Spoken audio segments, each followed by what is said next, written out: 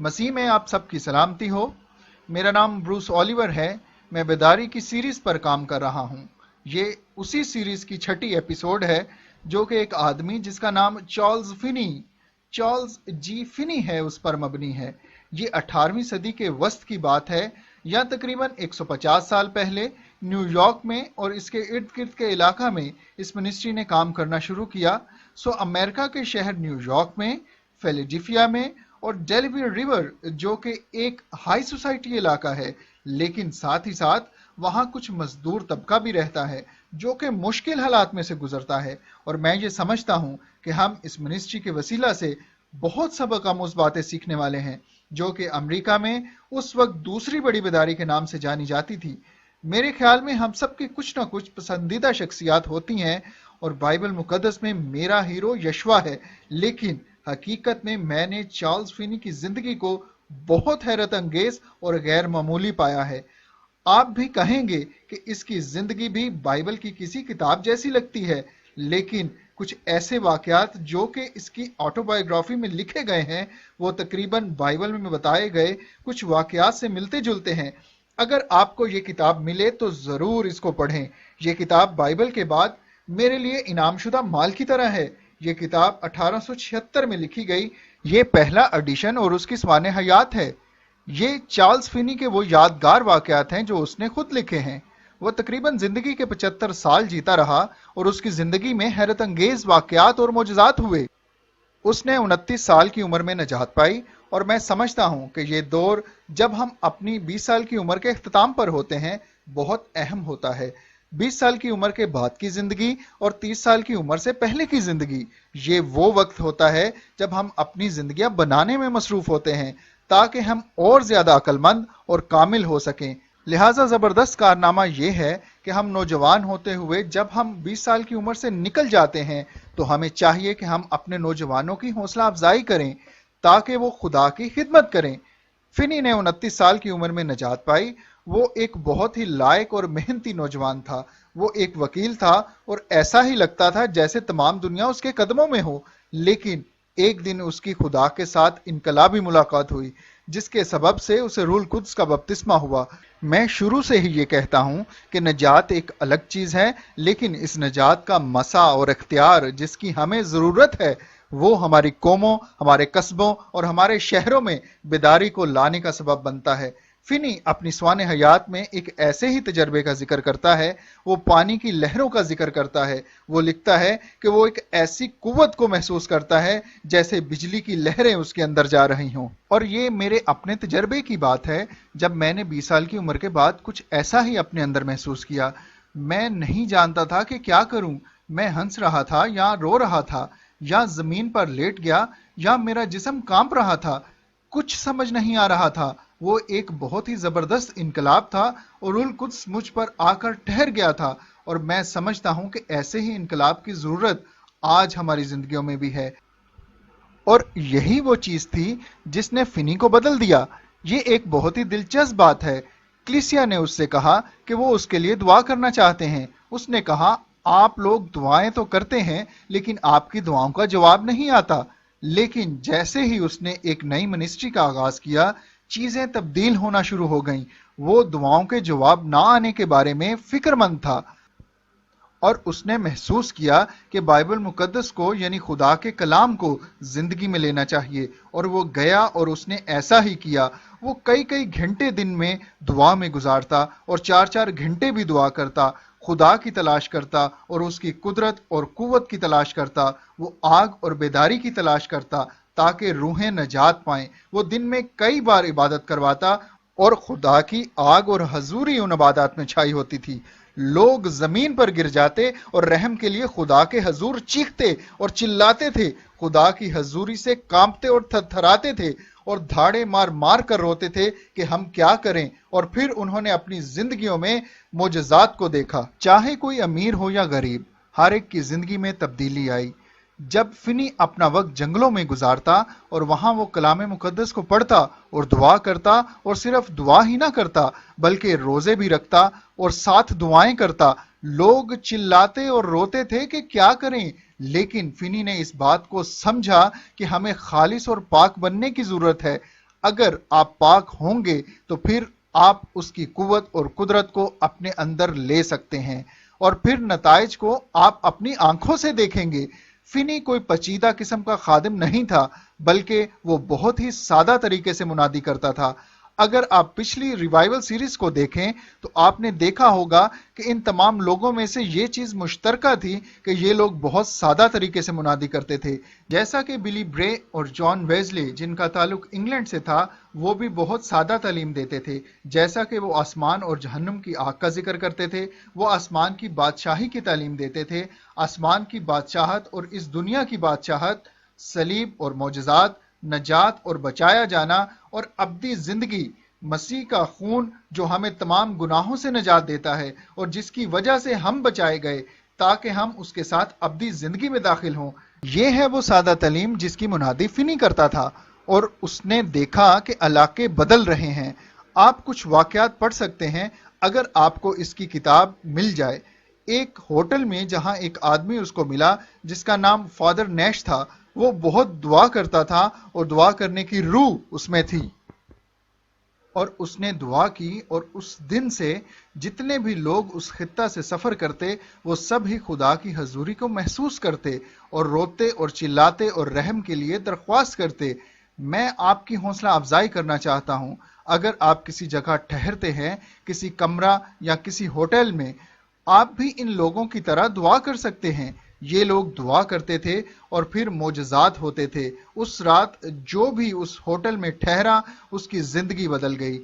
وہ پورا ہوٹل تبدیل ہو گیا، لیکن ایسے واقعات بھی موجود ہیں جب پورا گاؤں یا علاقہ تبدیل ہو گیا۔ اگر کوئی بھی وہاں جاتا تو منادی کرتا اور لوگوں کو نجات کی طرف لے کر آتا تھا۔ کچھ ایسے حیرت انگیز واقعات بھی ہیں کہ 400 سے 500 قصبے ایک ہفتے میں تبدیل ہو گئے اور نجات پا گئے۔ اپنی منادی کے دوران ایک بہت ہی خوبصورت نوٹ جو کہ فنی نے لکھا ہے، جو مجھے بہت اچھا لگا، وہ یہ ہے کہ زبردست واز سن کر لوگ واز کرنے والے کی تعریف کرتے ہیں، لیکن زبردست تعلیم سن کر لوگ خدا کی تعریف کرتے ہیں۔ اور میں یہ سمجھتا ہوں یہ بہت اہم ہے، اس لیے نہیں کہ ہم کون ہیں، لیکن اس لیے کہ ہم مسیح کی تعلیم دیتے ہیں۔ کچھ حیرت انگیز واقعات ڈیلیوری ریور کے متعلق ہیں۔ اگر آپ نقشے میں دیکھیں تو آپ دیکھیں گے کہ ڈیلیوری ریور نیو یارک سے نیچے کی طرف آتا ہوا فیلیڈیفیا میں نظر آئے گا، جو کہ نارتھ پینسلوینیا کا علاقہ ہے، اور آپ دیکھیں گے کہ یہ علاقہ اس وقت لکڑی کی تجارت کا بڑا مرکز تھا۔ یہ لوگ درختوں کو کاٹ کر دریا کے نیچے کے علاقہ میں بھیج دیتے، جہاں ہزاروں ترخان ان درختوں کے تنوں یا لکڑی کو جہازوں کے ذریعے دریا سے پار لے کر جاتے تھے۔ وہاں کچھ خاص ہوا، وہاں بیداری کا کام ہوا۔ وہاں لکڑی کے کیمپس میں ایک بڑی بیداری نظر آئی، اور فنی نے دیکھا کہ ایک شخص اس کی طرف آ رہا ہے اور کہہ رہا ہے کہ آپ مہربانی کر کے آئیں، ہمیں آپ کی مدد کی ضرورت ہے، آپ کو ہماری مدد کرنی چاہیے۔ فنی نے کہا، کیوں، کیا ہوا؟ اس نے کہا، یہاں سے 80 میل کے فاصلے پر 5000 ترخان بچا لیے گئے ہیں، اور ہم آپ کی مدد چاہتے ہیں، ہم چاہتے ہیں کہ آپ ان کو تعلیم دیں۔ فنی نے کہا، یہ سب کیسے ہوا؟ اس شخص نے جواب دیا کہ ہم نہیں جانتے، لیکن ہم میں سے ایک شخص زمین پر گر گیا اور رحم کے لیے رونے، چیخنے اور چلانے لگا، اور پھر بغیر کسی پادری کے 5000 لوگ بچا لیے گئے۔ میں اس کو بیداری کہتا ہوں۔ یہ کسی چرچ کے متحرک ہونے سے نہیں ہوتا، بلکہ خدا کا روح الہی طریقے سے اپنا کام کرتا ہے اور کھوئے ہوں کی نجات کا سبب بنتا ہے۔ ایک اور بہت ہی زبردست واقعہ وہ یہ ہے کہ جب فنی ایک جگہ گیا جس کو نیو یارک ملز کہتے ہیں، وہ ایک کاٹن فیکٹری تھی، وہ وہاں داخل ہوا اور ایسا ہوا کہ وہ وہاں کھڑا ہو گیا اور خدا کی قوت اور قدرت وہاں نازل ہوئی، اور وہاں ایک عورت جو کہ مشین پر کام کر رہی تھی، اس نے اس عورت کی طرف دیکھا، اس عورت نے اپنی نظریں دوسری طرف پھیر لیں۔ فنی نے دوبارہ اس عورت کی طرف دیکھا اور اس عورت کی آنکھیں آنسوؤں سے بھر گئیں اور زمین پر گر گئی اور سسکیوں کے ساتھ رونے لگی، اور پھر ایک اور شخص کے ساتھ ایسا ہی ہوا، اور پھر وہاں موجود ایک اور شخص کے ساتھ ایسا ہوا، اور ایک اور کے ساتھ پھر ایک اور، جبکہ فنی نے ایک لفظ بھی نہ کہا تھا۔ وہاں کا مینیجر جو کہ خدا سے ناواقف تھا، اس نے یہ سب دیکھا اور کہا یہاں کچھ مذہبی بیداری کا ماحول ہے، تو اس نے کہا کہ تمام مشینیں بند کر دی جائیں۔ ہمارے کام کاج سے زیادہ اس وقت یہ امپورٹنٹ ہے کہ اس جگہ پر اس وقت بیداری کی لہر ہے۔ اس کے نتیجے میں یہ ہوا کہ اس فیکٹری میں کام کرنے والے تمام لوگ نجات پا گئے۔ کیا یہ حیرت انگیز اور زبردست واقعہ تھا؟ اے خدا، میں دعا کرتا ہوں کہ ایسی بیداری کی آگ ہمارے دفتروں میں، ہماری کمپنیوں میں اور ایسے علاقوں میں جہاں ابھی تک خدا کا کلام نہیں پہنچا لگ جائے۔ میں اکثر کہتا تھا کہ یہ لوگ جو کبھی چرچ نہیں آتے، اے خدا ہماری دعائیں اور ہماری بیداری ان لوگوں کو چھوئے۔ وہ لوگ جو دنیاوی کاموں میں الجھے ہیں، وہ لوگ جو لکڑی کاٹنے کا کام کرتے ہیں، جو کاٹن ملز میں کام کرتے ہیں، اے خدا ان کو اپنی نجات دے۔ فنی کی ایک بہت دلچسپ بات یہ تھی کہ وہ صاف گو تھا۔ جب اس کی عبادات ہوتی تو وہ سامنے کچھ سیٹس رکھواتا تھا جن کو وہ انٹرس سیٹس کہتا تھا، اور پھر وہ کہتا تھا کہ جو کوئی غالب آ چکا ہے اور نجات اگر اس کے لیے ہے تو آئیں اور اپنے گناہوں سے توبہ کریں اور اپنے گناہوں کا اعتراف خدا کے سامنے کریں۔ کیا آپ جانتے ہیں یہ ایک دلچسپ بات تھی کہ بہت سے ایسے لوگ جو ہائی سوسائٹی سے تعلق رکھتے تھے، وکیل اور سیاستدان اور بزنس مین، انہوں نے سب کے سامنے ان انٹرس سیٹس پر آ کر اپنے گناہوں کا اعتراف کیا، اور میں نے یہ محسوس کیا کہ یہ وہ چیز ہے جو اکثر اوقات ہم نہیں کرتے۔ ہم آلٹر کالز کے لیے شرمندگی محسوس کرتے ہیں، لیکن یہ وہ طریقہ ہے جس کے ذریعے ہم لوگوں کو نجات کی طرف لا سکتے ہیں۔ لیکن کیا آپ جانتے ہیں کہ جب میں غور کرتا ہوں کہ اپنی 35 سالہ خدمت کے دور میں نے سینکڑوں کروسیڈز دنیا بھر میں کروائے، اور کچھ بہت ہی مشکل آلٹر کالز کے نتیجے میں ہم نے بڑے معجزات اور پورے قصبوں اور گاؤں کو تبدیل ہوتے دیکھا، اور جب میں لوگوں کو دعوت دیتا کہ آئیں اور اپنے گناہوں کا اقرار سب کے سامنے کریں، تو تب خداوند جلوہ گر ہوتا اور نجات کا ایک بڑا کام کرتا۔ میں یہاں بائبل مقدس کے کچھ حوالہ جات کا ذکر کرنا چاہوں گا، کیونکہ میں یہ انتہائی ضروری سمجھتا ہوں کہ ہمیں ان واقعات کے ساتھ ساتھ بائبل مقدس میں سے بھی دیکھنا چاہیے۔ فینی کی ایک بہت ہی پسندیدہ آیت جو کہ متی کی انجیل اس کے 7 باب کی 7 اور 8 آیت ہے۔ مجھے اس کو پڑھنے کی ضرورت نہیں، کیونکہ آپ سب اس آیت سے بخوبی واقف ہیں کہ مانگو تو تمہیں دیا جائے گا، اور اس کا کلیسیا سے یہ سوال تھا کہ اس وقت جب آپ خدا سے بہت کچھ مانگ رہے ہوتے ہیں لیکن آپ اپنے من پسند نتائج حاصل نہیں کرتے، تو اس کا مطلب ہے آپ کو کچھ اور کرنا چاہیے۔ کچھ قوموں میں نے گھنٹوں گھنٹے دعا کی خدمت بھی سر انجام دی ہے، اور میں وہاں بیٹھ جاتا اور یہ سوچتا کہ ہمیں ان دعاؤں سے کیا پھل حاصل ہوگا۔ میں دعاؤں پر بہت ایمان رکھتا ہوں، اور دعائیہ عبادتوں پر بھی میرا مکمل یقین ہے کہ ان کے وسیلہ سے خدا بڑے کام کرتا ہے۔ لیکن میرا سوال یہ ہے کہ کیا ہم دعا کرتے ہیں، اور کیا ہماری زندگی دعائیہ ہے؟ آپ دیکھتے ہیں کہ جب ہم پاک ہوتے ہیں تو خدا کی قدرت ہم میں کام کرتی ہے، خاص طور پر اس وقت جب ہم اکثر اوقات کسی خاص مقصد کو خدا کے حضور رکھتے ہیں۔